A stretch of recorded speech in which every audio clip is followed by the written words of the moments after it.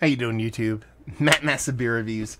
Back with a little bit of New Park up in this piece. It's been a hot minute since I've done a little bit of New Park in the form of their Cloud 9 Double IPA. This be a 9% alcohol by volume IPA, brewed by New Park Brewing. Yeah. It was canned 3 weeks ago, and this comes courtesy of my boy Corey.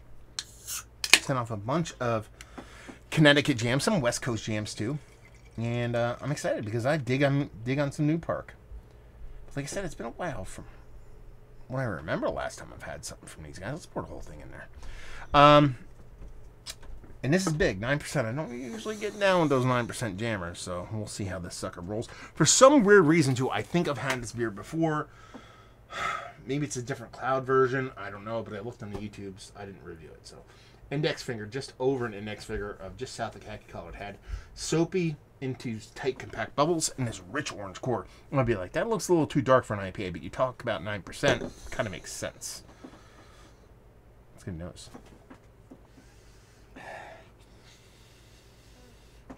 Not much there. Not much there. I'm not getting any big, huge fruit component. I'm not getting any big, huge kind of bittering component. I'm not getting a huge sweetness. It's very, very neutral. Almost, if anything, I know it's going to sound weird. It sounds almost kind of savory in a weird way. I don't know how.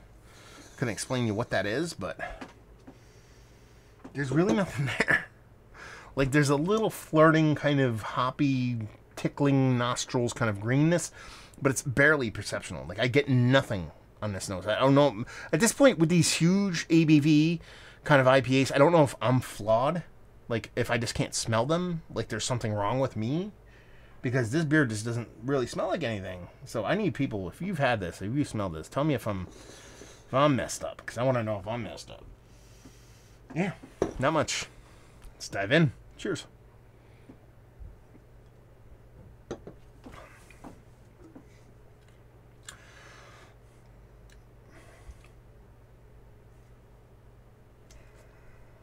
It's going to be, I mean, you just go watch all my 9+ IPA reviews, and it's pretty much like this. I'm going to make a recording of this, and I'm just going to hit play, so I don't have to talk. I don't hate this beer. I think it tastes really, really delicious, to be perfectly honest with you. Soft citrus. Stone fruitiness is very vibrant in this, but again, softer on the softer side of things. It's not overly sweet. It's sweet, but not all that sweet. Sweet enough. Little flirting kind of green. Not even really like weed or pulling weed. Just kind of greeniness. Really nice soft mouthfeel to it. It just stops with being water nerdy. You give this to me in a 5% IPA. I'm like, I love this. I love this. At 9%, I just don't understand. I just don't. I really don't. I really don't. Someone tell me. What am I missing? What am I missing? Now, this is the portion of the show where people don't, like, really understand what I'm trying to say here and they get angry at me. I've had this vibrant, this mouthfeel, this level of hops, this level of sweetness, all of that. I've had all of that from multiple beers at the high 4s, low 5s. This beer is giving me nothing. Nothing those really well done high 4, low 5% IPAs have given me outside of double the amount of alcohol. End sentence. Now, this is absolutely 100% personal preference. I don't understand that. I like to drink beer. I like to taste beer. I like the flavor of beer. And I like to experience beer. In a perfect world, I wish there was a pill I could take or beers that I could drink that actually reverse intoxication. I don't want to get drunk. Sometimes I do. And it sucks. You know, I'm like, okay, now I'm tipsy. I have to go to bed. You know what I mean? Things like that. And I don't want that. So this beer, while it tastes great, and you know, it's giving me that, like I said, that citrus and the stone fruit and a little bit of greeniness and all the things that I've come to know and love of a 4.8% hazy pale / IPA. I just don't want to. I don't want this beer at this ABV level. 9%.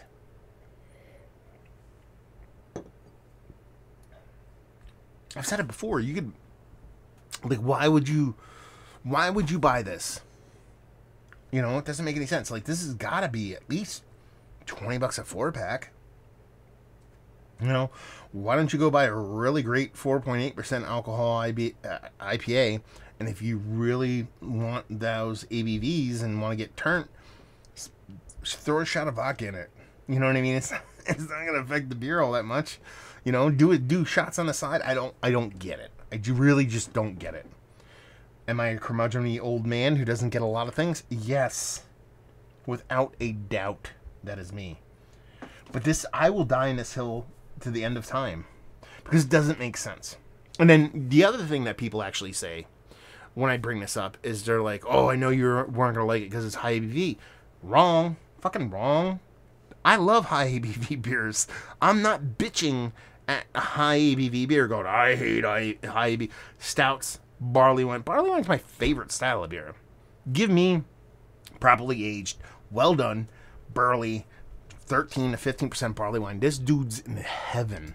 I love those beers because you can't duplicate that flavor profile at 5, 6, 7%. You can't do it. You can't. Maybe somebody can. When I meet him, I'm gonna marry him. But like, you can't take like the flavor profile I get from bourbon barrel aged barley wine at 15% with 5 years on it. You can't make that taste applicable at 6%. It's just not the way physics work on Earth, as far as I'm concerned.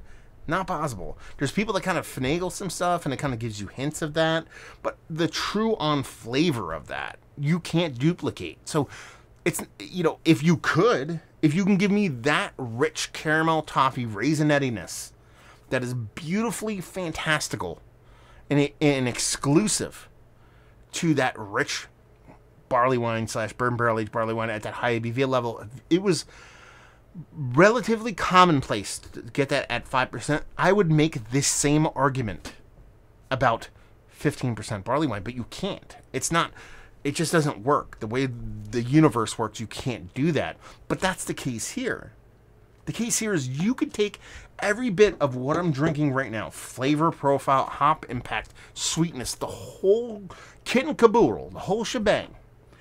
You can give this minus the ABV, that's the only difference, at 5%. And it's the weird kind of thing that it's almost like a curve, like a bell curve. Like you know, the bigger ABV you get the little bit more impact, a little bit more hops, a little bit more kind of just impact across the board with these IPAs. Well, once you get to like 8.5, it really does dip down, and it starts to kind of mirror the other end of the spectrum. Someone explain it to me, because I just don't get it. Again, I'm not reviewing this beer. I'm doing it a disservice, because I'm sitting here just kind of banging on, I'm yelling at clouds as the old man right now in The Simpsons. But I gotta do it every time I get one of these. Okay, let's talk about this beer again.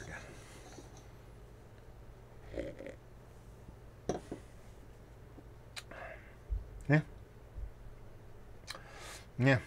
Citrus jams, grapefruit jams, grapefruit leaning in that citrus. Not hyper aggressive, but very meaningful. Leaning into that stone fruit. Prickly kind of green. Sweet, but not overly sweet, done and done. This is one of the better triple IPAs, or double. They call it double. It's 9%. I call it triple. 9% plus IPAs that I've had as of late. It's still, with that being said, it's still one of the better ones I've had. This is not, it's just, I don't know. Value and availability, no idea. Please let me know. And leave you with, if you like what we like this. If you like 5 to 6% IPAs and you want to get drunk twice as quick, you will love this. If you like really well done hazy IPA and you like getting ripped, you'll like this. Again, it's just, maybe it's me. I don't rate beers. I talk about what I like. Obviously, this is my favorite kind of world to live in with beers, but I like to talk about what I like. And that's the whole point of this channel. I'm not grading beers. I'm not saying this is 93 this or A++ or 5 bottle caps or whatever. This is what I think about beer. And it's just, this is the one distinct area where it's just, I'm just not wired to get it. So there you go. Reviewing the books. Hopefully you guys enjoyed it. If you've had this beer down there, please let me know if you had it, what you think about it, where you think you feel the same as I do, whether you feel different. I don't know. Conversation is the fun part. If you want to check me out doing the social media stuff, Massive Beers. Beer Massif doing the podcasting stuff. I actually have to get New Park on the podcast. I keep forgetting about that. Anyway, after this review, maybe they won't come on. Hopefully you guys enjoyed the review. Hopefully you're enjoying a delicious triple IPA or huge double IPA right now. Hopefully see you next time. Cheers.